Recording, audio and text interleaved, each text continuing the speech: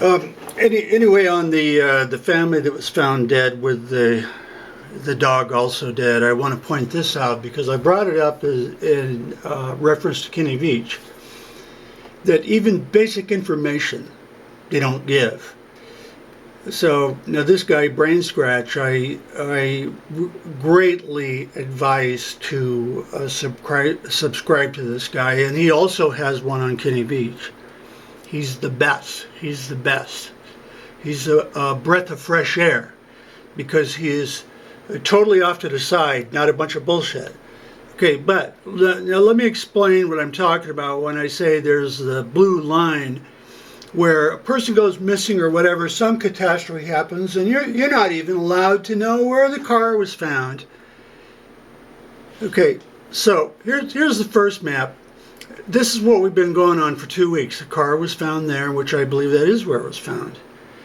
And they went along Hike Cove Trail and kept going and going and going to this point where the bodies were found. Well, that would make it 16, you're approaching 20 miles.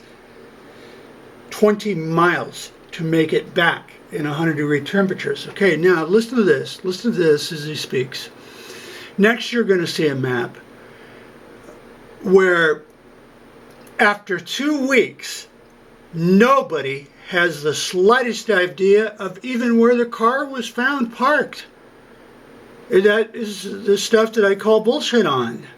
Okay, now watch. They're saying the search teams found the family vehicle and the Hike Cove Trail, and following the Hike Cove Trail, they're following the Merced River, I believe, actually all the way down to where they're found in this area. I believe this is accurate. What he's saying, I still believe this is accurate. But it's Devil Gulch, according to Google Maps and some other sources. One of the things I was struggling with was I pulled this up on Google Maps and I kept...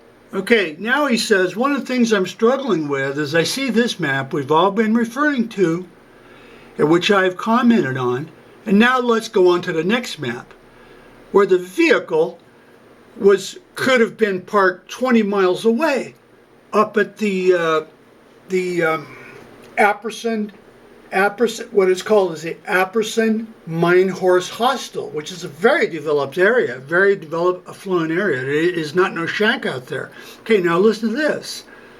Now keep in mind what I'm saying, that this happens. That everyone knows the reports, and yet we have absolutely no idea where that car was even parked. Seeing these references to they were found about 2 miles away from their vehicle. Well, if you actually look at this on a map from Google, it's... They were found 2 miles away from their vehicle? Well, how could that be? Even if they were up at the Apperson Mine Horse Hostel, that would be over 3 miles. Well, they were found 2 miles from the vehicle. Well, how'd that be? That means the bodies would be found right here. It's insane. It's insane. Something like this happens.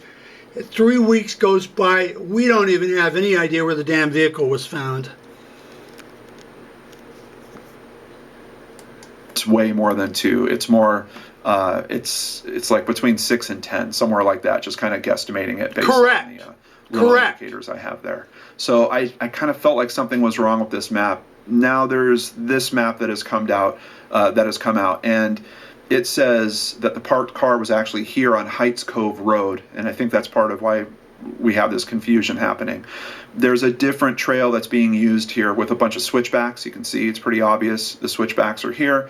The area where the family's found, essentially right in the middle of that trail. That trail is called the Savage Lundy Trail, and it is a 3-mile long trail, and it's the most difficult trail in the area. At the USDA Forestry Service, we have another explanation here. They're saying that the Savage Lundy Trail is actually 2.6 miles long, and it ends... Savage Lundy Trail goes up and down, let's say 3 miles.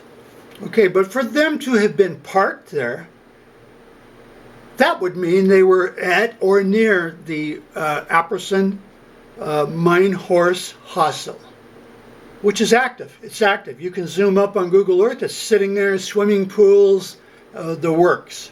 We're not talking no place out in the middle of nowhere. Now, why would they have gone there and parked and then went down that trail? Now, they could have, But if that is the case, then they could have been victims of go down in the morning coolness. Now you come back.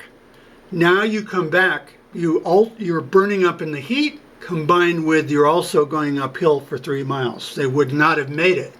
The point is this, that all the authorities know where that car was found, and after 3 weeks, we have no idea where that car was found. That you see one map one day, you see another map the next day. It's insanity. It's insanity. It's just like with Kenny Beach, that nobody knows what was searched, nobody knows who did what, nobody knows anything about anything. But no, this case of the family that died, that it could be easily figured out, but we don't even know where the truck was parked.